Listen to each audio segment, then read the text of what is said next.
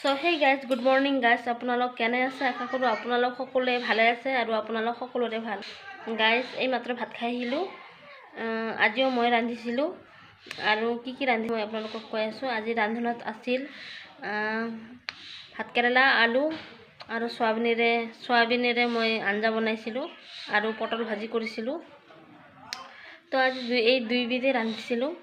মায়ে ইতিমধ্যে ভাত খাই লৈ মাজুবাৰ ঘৰত গৈছে।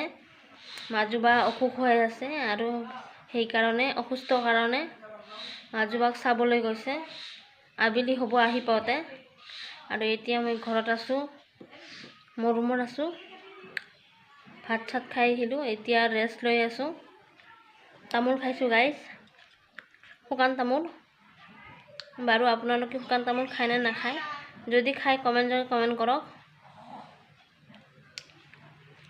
এনেই বহি আছোঁ, ভাবিলোঁ ভিডিঅ' এটাকে বনাই দিওঁ, আপোনালোকৰ লগত কথা পাতোঁ বুলি ভাবিলোঁ। অলপমান বহুত ৰ'দ দিছে, আজিও বহুত গৰম দিছে। বৰষুণ পৰাৰ পিছৰে পৰাই ইমান গৰম মানে, আৰু বৰষুণ দিয়াৰহে বেছি সম্ভাৱনা হৈ আছে। বৰষুণ দিয়াৰ পিছত যেনেকৈ ৰ'দ দি আছে, আকৌ কিজানি বৰষুণ আহিব গাইজ।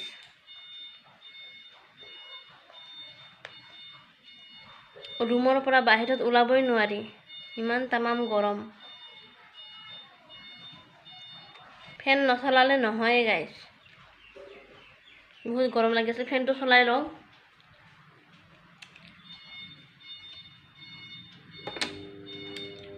ফেনৰ চুইচটো দি ল'লোঁ, তামাম গৰম লাগিছে।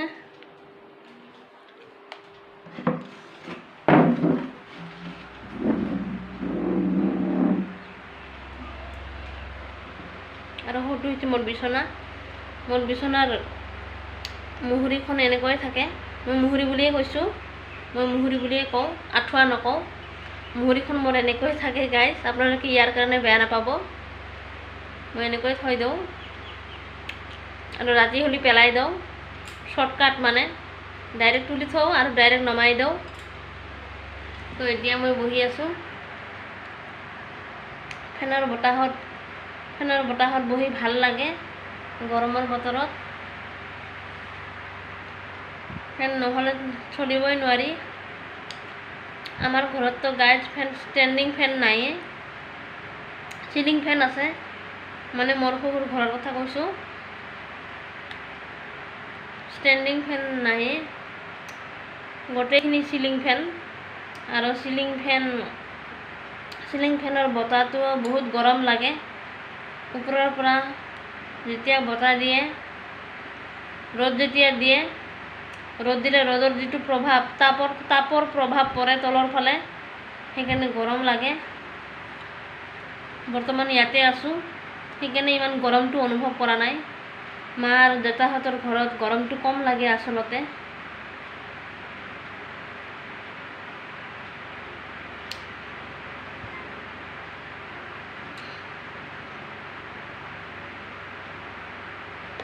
ৰাতিপুৱাই উঠিলোঁ, উঠি মুখ চুখ ধুই গা চা ধুলোঁ। গা চা ধুই তাৰপিছত ৰন্ধা বঢ়া কৰিলোঁ গাইজ। ৰন্ধা বঢ়া কৰি দেউতাক দিলোঁ, দেউতাও খালে। তাৰপিছত মাও খালে। মায়ে নিজে লৈ খাইছে অৱশ্যে আজি। অন্যদিনা মই নিজে বাঢ়ি দিওঁ মাক ভাত, কিন্তু আজি মায়ে নিজে বাঢ়ি লৈ খাইছে। মায়ে নিজে ভাত বাঢ়ি খাইছে আজি। এতিয়া কেইটা বাজি আছে? এতিয়া 10:30 হৈছে গাইজ, 10:30 হৈছে। গৈ পাওঁতে 1.5 ঘণ্টামান লাগিব, 1-1.5 ঘণ্টামান লাগিব। 1.5 ঘণ্টাটো লাগিবই গৈ পাওঁতে। তো নাই বুলি ক'লেও 11টা বা 12টা মানত যাই পাব, মানে বাইদেউহঁতৰ ঘৰত গৈ পাব। 11:30 মান হ'ব মায়ে গৈ পাওঁতে। আৰু যদি বাছ যদি বহুত লাহে লাহে যায় তেতিয়াহ'লে আৰু বেছি টাইম লাগিব, 12:30 হ'ব। এতিয়া গাড়ীৰ লগত কথা, গাড়ী বা কিমান স্পীডত যায়। সেয়া হৈছে গাড়ীৰ কথা। গাড়ী যদি স্পীডত যায় তেনেহ'লে সোনকালে গৈ পাব, আৰু যদি গাড়ী যদি স্পীডত নাযায় তেতিয়াহ'লে সোনকালে গৈ নাপায়।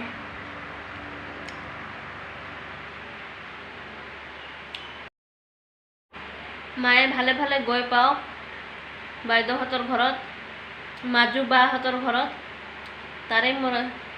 তাৰে মোৰ কামনা। আৰু ভালে ভালে ঘূৰি আহক, সেইখিনিয়ে বিচাৰোঁ। বাইদেউক চাই মেলি ভালে ভালে আহক। অসুস্থ হৈ আছে, ভাত খাব নোৱাৰে বুলি কৈছে। কিবা হৈছে এতিয়া তাই জানে আৰু। তো গাইজ, এতিয়া মই বাহিৰত গৈ আছোঁ।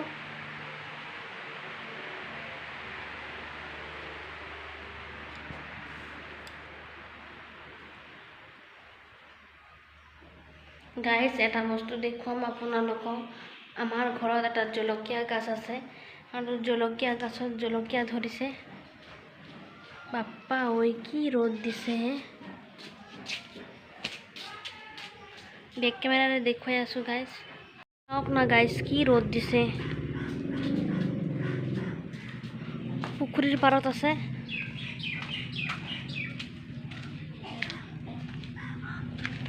আৰু এইটো হৈছে জ্বলা গছ গাইজ।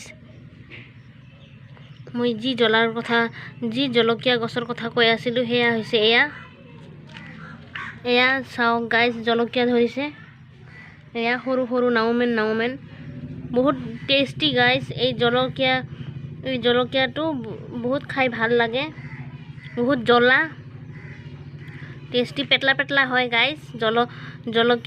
জ্বলাবোৰ পেটলা হয়। এয়া এটা আৰু আছে, এয়া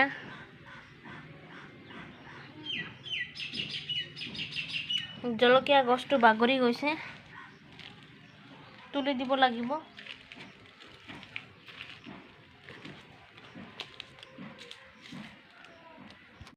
গাইজ, বাহিৰত ওলাই আহিলোঁ মানেই গৰম গাইজ, ইমান গৰম।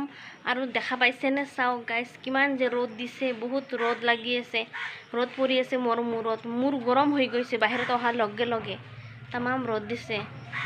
বৰষুণ অহাৰ চান্সহে আৰু বেছিকৈ হৈ আছে।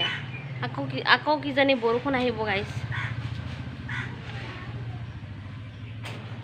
বাৰু আপোনালোকে বৰষুণ দিয়া বতৰ ভাল পায় নে ৰ'দ দিয়া বতৰ ভাল পায়? কমেণ্ট কৰিব গাইজ। এতিয়া মই মোৰ ৰুমত বহি আছোঁ, ৰুমৰ ভিতৰত আহিলোঁ গাইজ। এতিয়া মই আপোনালোকক এটা হিন্দী গীত গাই শুনাম। গীতটি মোৰ ভাল লাগে। দেখা তেনু পেহলি বাৰ বে, होने लगा दिल इकरार वे, मैं तेनू की हो गया दिल जानिए, मैं तेनू की हो गया। देखा तेनू पहली बार वे, होने लगा दिल बेकरार वे, कि तेनू हो मैं तेनू की हो गया दिल जानिए, मैं तेनू की हो गया। তো গাইজ, আজিৰ ভিডিঅ'টো এইখিনিতে সামৰিছোঁ। আকৌ এটা নতুন ভিডিঅ'ত লগ পাম আপোনালোক সকলোকে। আৰু তেতিয়ালৈকে আপোনালোক সকলোৱে সুস্থ থাকক, ভালে থাকক, আৰু সদায় হাঁহি থাকক।